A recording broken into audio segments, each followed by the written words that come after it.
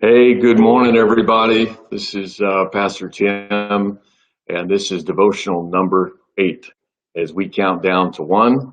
And say we count down to 1, then we might change the format a little bit to once or twice a week. We just don't know for sure. And guess what? Today I can actually see YouTube, the comments on YouTube. So I'm seeing Dorian's out there, Nia Fink, Glenn Pesick, Molly, Pablo. Hey, Pablo, how you doing? And a bunch of other people. Welcome, welcome, welcome. And Jay Gilbert, Molly, hey, Mary Calloway, Melinda, all kinds of folks, man, all kinds of folks. Who's watching this on Facebook, baby? My wife's seated next to me, who you cannot see, and you will not see, at least not today. But if you want to see her, please put that in the comments, and we'll take a vote. Just kidding. Melissa Seams, hey, how you doing? Who's that? Suzanne Slomack, how you doing, Suzanne? Susan Dotson, how are you? Brenda Ellis, hey guys. Glad that you're with us, and it's an encouragement to see you out there. Let me get back to what I was talking about. This is devotional number 8, counting down to 1, and we'll do maybe a different format at that time. It absolutely 100% depends on what's happening with this pandemic. And honestly, I have found it a little easier to do the devotions here in my kitchen, and that might factor into what we do next. But I don't know yet. I don't know. We're praying through this, so if you don't mind, please pray along with us. Also in the comments today, let us know where you're joining us from. And if you have a prayer request, as always, if this is your first time, if you have a prayer request, you stick it in that comments, man. People will pray for you. That's what this church does. Just an encouraging community of believers. And maybe you're thinking, well, I don't have the authority to pray over people. I hereby make you an honorary prayer partner. There you go. Now you can pray for one another. You were a prayer partner when you became a follower of Jesus Christ. So, and I know Carrie O would agree with that as well. And by the way, I constantly try to thank everybody. I thank you for joining us. I thank you for praying for folks and encouraging people in the comments. And I thank the team, who, by the way, is working today on Memorial Day behind the scenes, not at my house, but at other places. And I thank them, and they do deserve thanks. But somebody that I have forgotten to thank throughout all this is on YouTube and on Facebook. We actually have, they call them moderators, but they're really not moderators. They're just, what are they doing? They're there.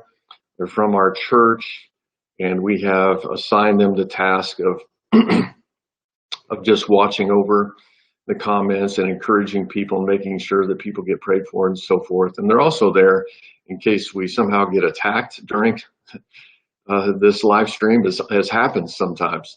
People get in there and start posting advertisements for Foster Grant sunglasses or something, Ray-Bans or whatever, and they'll just go, boom, boom, boom, they'll just get hit. And so those people are always watching for those things as well. And so far, they've done a great job, and the comments have been our people and people that new folks that we've met from around the United States, just encouraging each other. So it's been pretty cool. So thank you to those of you who are on the front lines in our comments. We appreciate you. Today is Memorial Day. A lot of people think of Memorial Day as just the official start of summer, or the unofficial start of summer, I should say.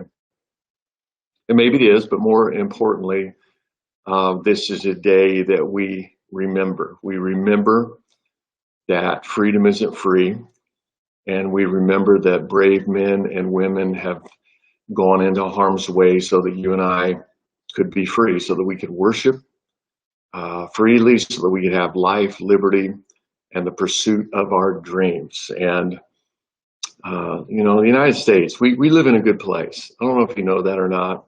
We live in a good country.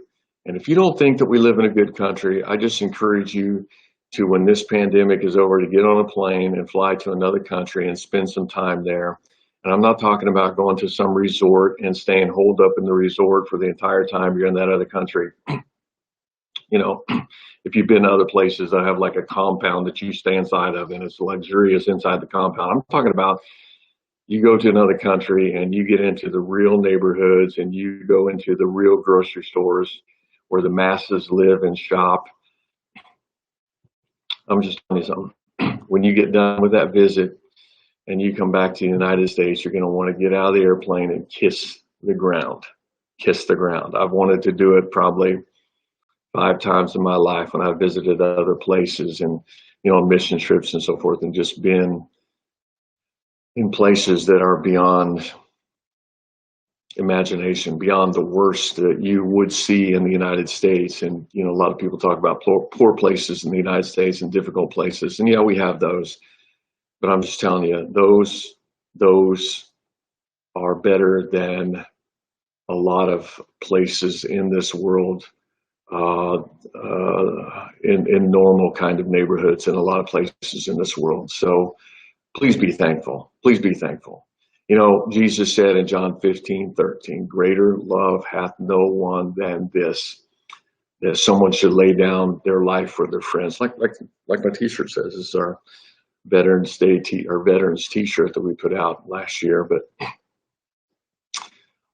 we as a church family, we are grateful for people who have no greater love, that they would do what they did, that they would put themselves in the line of fire and in danger so that we could be free, so that we could live free lives, so that we could worship the way we want to worship, so that we could move about freely. And I hope that you remember that today. I hope that you remember that, because we are grateful for those folks. And so today I just say with gratitude in our hearts, a big thank you to those who have paid the ultimate price. And just so you know, and maybe you do know this, but if you don't know, here's the truth. We have some families in our church who knows what it feels like to lose a loved one. And if any of those families are watching right now, those of you who've lost loved ones in the service to our country, I know this is not going to be enough. And even as I'm about to say it, I feel like it's not going to be enough, but I still need to say it anyway. Thank you. Thank you. Thank you. And we love you. And we appreciate you. Was it last night you were looking at Melinda's post? Yeah, last night Jane was looking at Melinda's post, and from our church, she lost her son Zach a few years back. And you see that, and all of a sudden the hamburgers on the grill, takes second place, third place, last place. Anyway, thank you. All right, enough of that. So let me make an announcement, and then we'll get into the devotional for today. Our student ministry. I can't talk this morning. Student ministry. How to help me say that word? Student. What's wrong with me? Got all choked up, man. Our student ministry is having a virtual graduation event tomorrow night, 7 p.m. for our New Hope student graduates. So those graduating seniors tomorrow night, and supposedly they've all gotten their pictures in because the youth pastors have been reaching out to our students. So, and I think there's over 50 students that are participating in this. But they've had a lot taken away from them this year, whether that's sports or just the ability to go to school freely, and especially this big mile marker in their lives, which is graduation. And so our youth pastors came up with an idea. Let's do something special for them. So it's not particular to one school. It's all the schools that are represented in our church family. The youth pastors are just going to have a graduation for them, virtual graduation, and try to encourage them. So I want you to be in on this, if you don't mind.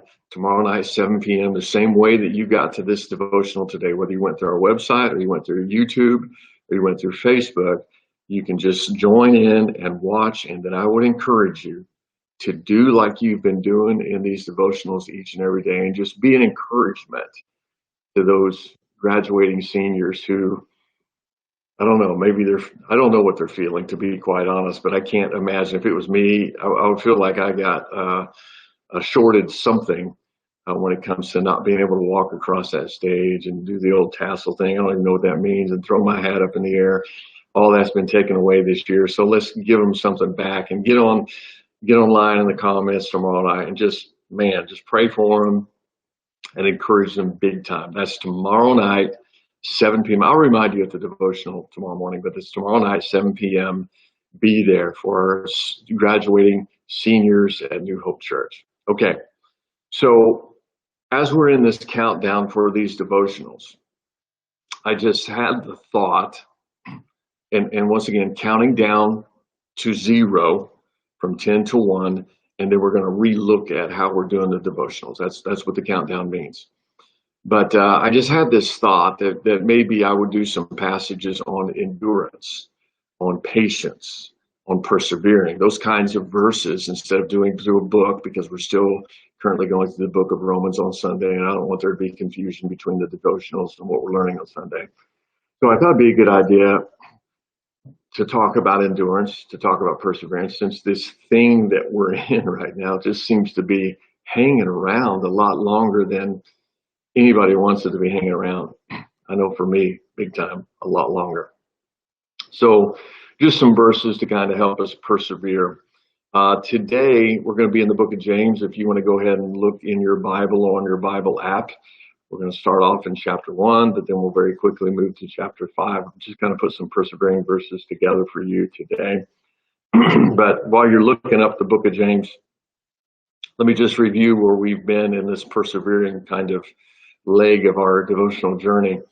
Last Thursday, we talked about Acts chapter 1, verse 8, and Acts chapter 8, verse 1. Acts chapter 1, verse 8, and Acts chapter 8, verse 1. I talked about Jesus's dream that the church would explode, and that, as he said in Acts chapter 1, verse 8, you will be my witnesses in Jerusalem, in Judea, Samaria, and to the ends of the earth.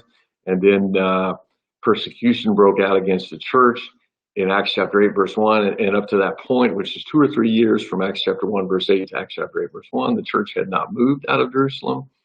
For the most part, it hadn't moved out. And so in Acts chapter 8, verse 1, it says, on that day, great persecution broke out against everybody in the church. And so the church was scattered from Jerusalem to Judea and Samaria. And with that scattering came the advance of the gospel. So persecution, not a good thing, not a good time for the church, but it actually expanded or accelerated the expansion of the gospel. And that's one of 6 million examples that I can give you of how God takes something not fun, something bad, something that we don't want to be going through, and he turns it around, and he makes something good come out of it, and he uses it for his glory. And I'm thinking, as I said in that devotional on Thursday, that he's doing the same thing again, that even though we don't want to be where we are right now in this pandemic, that God is somehow going to use it for his glory. I believe that. Okay. Then on Friday, we talked about Psalms chapter 6, verse 3, and Proverbs chapter 19, verse 11. Psalm 6:3, Proverbs 19:11. Psalm 6:3, David said, my soul is in anguish, Lord. How long, Lord? How long? And, how long are we going to have to endure? We talked about our need for patience, how we don't like to wait, but it helps us when waiting to see the bigger picture. And that verse over in Proverbs chapter 19, verse 11, he said, King Solomon said, a man's wisdom gives him patience. It is to his glory to overlook an offense. So a man's wisdom gives him patience. It is to his glory to overlook an offense. So moral of the story, step back, get a bigger picture. And oftentimes that can help us to have another layer, another measure of grace and patience and endurance. Well, today, I want to begin, we'll probably end up being maybe 3 devotionals out of the book of James, at least 3. James is just such a great place to read when you need some endurance gas in your tank. And I love it myself, as I have said to you before. It's one of my favorite books of the Bible. All the books are some of my favorite books of the Bible, but this is, top of the list here. And today what I want to do is I want to begin in chapter 1, verse 2, and flip over to chapter 5. Pardon me. Chapter 1, verse 2 says, "Consider it pure joy, my brothers and sisters, whenever you face trials of many kinds, because you know that the testing of your faith produces perseverance." Produces perseverance. So you face trials, your faith is tested. The testing of your faith, the outcome of that is it produces perseverance. And then he says in verse 4, "Let perseverance finish its work in you, so that you may be mature and complete, not lacking anything." So that's the beginning of this letter that James sends. And guess who he sends it to? Guess who he sends it to? You look in verse 1, you can see, but I'll go ahead and tell you. He sends this letter to the church that's been scattered by persecution. So this church has been scattered by persecution. So they're undergoing this persecution we talked about in Acts chapter 8, verse 1. They get this letter from James, who is a leader in the church, brother of Jesus, half-brother of Jesus, we could say, step-brother of Jesus. And he says, "Consider it pure joy." Why? Because testing produces perseverance, and perseverance has a good purpose in our lives. It helps us to be mature and to complete. I read a pretty good book years ago, though it's not a Christian book, so I hesitate ever so slightly to recommend it. But I got a lot out of it because it had some very good empirical data on the subject of grit, on the subject of perseverance, and why it is so important, and how to teach kids, perseverance. Because the author of the book said, basically, if you're going to make it in this life, if you're going to achieve anything, if you're going to keep on going, if you're going to make an impact, one of the most important things, and the author may have said the most important thing, but I'm going to call it one of the most important things. One of the most important things you can have is grit, is perseverance. If you want to get anything done, and some of you who have attempted big things already know this, and so I'm preaching to the choir. I want to talk to you about it, but you'll get it, and hopefully the rest of us will get it as well. If you try to do anything, truth be told, you're not going to get it done, or you're not going to finish well if you don't have grit, if you don't have perseverance. Because, and I hesitate to use this line because it's bad grammar, but I have said it ever since the beginning of our church, and some of you could quote it back to me very easily, because I would say it when things got difficult, or when we were setting up the school, as I mentioned last week, and so forth, and it was just hard. Or we tried to institute a change, it was just hard. I've said this so many times. Here's my quote. I almost hate for this quote to be attached to me because of the bad grammar, but I've always said it: ain't nothing easy. Ain't nothing easy. And that's the truth. You think, like, even in your house, you're going to paint a room. I'm just going to paint this room. I'm just going to get a can of paint. I'm going to buy a paintbrush. I'm going to paint this room. 2.5 weeks later, because there's been so many things come up, so many interruptions, and then you had to go get another kind of paint because that paint didn't look good or whatever. And then you had to go back and buy paint, or buy tape so you wouldn't get paint on the baseboards, and just on and on and on. Ain't nothing easy. Don't quote me on that, but it's the truth, isn't it? And that's why in life in general, we got to have perseverance. We have to have. And in the Christian life in particular, man, you got to have perseverance. If you want to get things done, and you want to finish well, as I know we all do, and you want to keep on keeping on for the glory of God, you've got to have perseverance.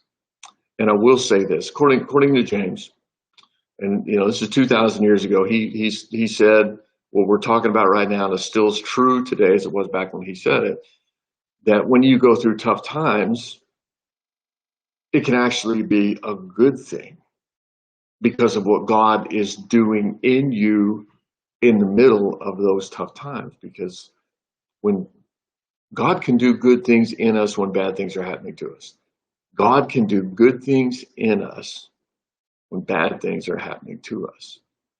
Now, with that in mind, I want to go to the last chapter of the book of James, chapter 5, and he circles back now. He's talked about a lot of different things in the book of James, but he circles back to this same thought about having perseverance, about having grit. But this time, he's putting all of the cards on the table. And I'll say personal growth is good, but there's another reason to have grit. It's not just so we can be, a good person or better than we were before. There's some very good reasons, and I'm going to tease these out over the next few days. And I'm going to read a few different verses here, so hopefully you can keep up with me, but I'll try to be real clear about where I am in James chapter 5. Let me go to James chapter 5. Okay, so in James chapter 5, just a few spots here. And I want to show you why it is important that we have perseverance, why it is important that we endure, why is it important that we have patience, that we have, as I'm referring to it today, that we have spiritual grit. Why is that so important? Here's why. Because verse 7, first of all, we should have endurance until the Lord's coming. Until the Lord's coming. So what he's saying here is Jesus is coming back. There's a good reason to have grit, because Jesus is coming back. We don't know when, but we know it's a promise, and since he made the promise, then it's going to happen. And then in verse 8, another reason here, because the Lord's, he restates it, let's say it that way, because the Lord's coming is near. So it's going to happen sooner than we might be thinking. Let me put it that way. Sooner than we might be thinking. And as I always tell you guys, perhaps today, who knows? And then in verse 9, he says, the judge is standing at the door. The judge is standing at the door, which is another way of saying, it's going to happen. Jesus is coming soon. And when he comes, there's going to be a judgment. It's not going to be for us who are followers of Christ, but there's going to be a judgment. Just a little bit more encouragement, a little more motivation here to keep on keeping on, even in the trials, because Jesus is coming back, which leads me to say, are you ready? Are you ready? I don't mean like you necessarily want him to come right at this moment, but are you ready if he did come at this moment? Are you ready? Are you giving your best? Are you persevering?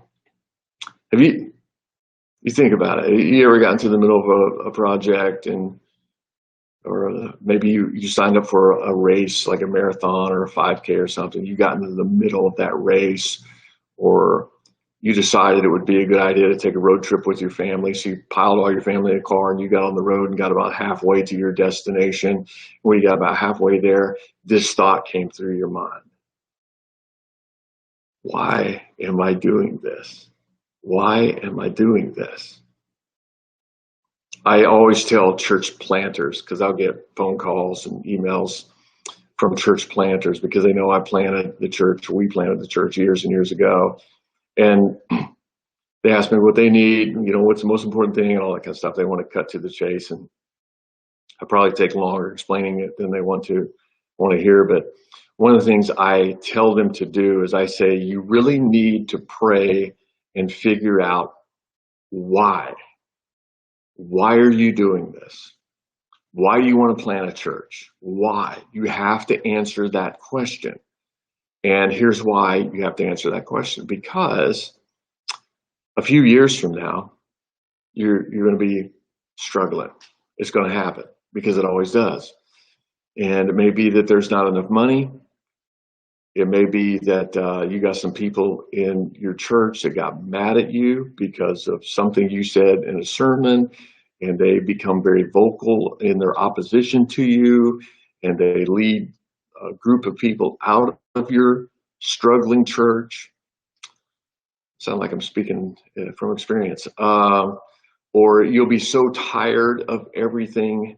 People will be upset at you for the slow pace of the start of the church, or other people will be upset at you because you're trying to move things too quickly, or people will leave the church because you don't have a good youth group, or because they got a new worship leader at the church just over there and it's awesome music now that touches your heart, or whatever.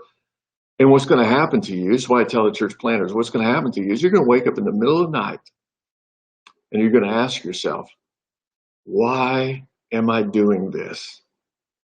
And on that day, you have a good answer for yourself. Any of us can have for why we get up in the morning, why we give our best efforts when things still aren't as we want them to be. It's the same reason why Christians in other parts of the world can continue to get up in the morning and sing praises to God, even as they are being persecuted and maybe family members imprisoned or killed.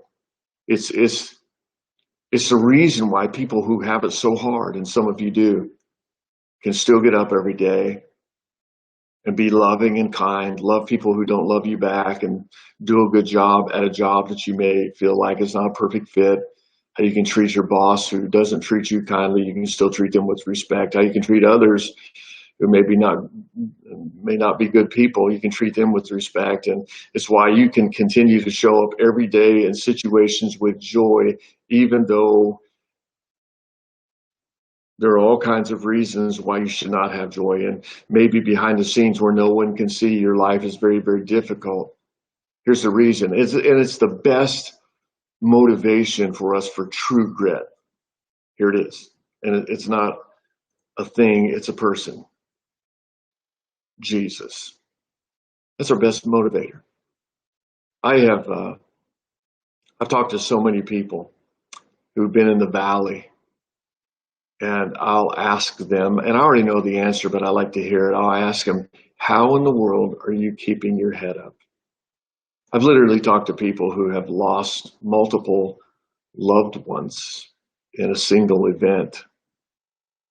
And I'll see them at church, and they will be standing and walking, which is amazing to me that they are up and about and at church, and they will look you in the eye and smile even through maybe tears in the corners of their eyes. And I'll just ask them, how are you doing this? How are you able to keep on keeping on? And they, 100% of the time, 100% of the time, they always say the same thing. The Lord, or Jesus is the only way. Listen to me now. Jesus is the end of our faith, the goal, the reward. He's our motivation. As Titus calls him, he is our blessed hope, Jesus. The ultimate reason that we endure, the why we persevere, the main ingredient of our grit. Jesus is our motivation. And that's a pretty good reason. He's a pretty good reason to endure, because we have a Savior who endured for us. He didn't give in to sin. He didn't give up when people let him down, and they did let him down. He didn't tap out when he was being beaten to death. You talk about a tough Savior.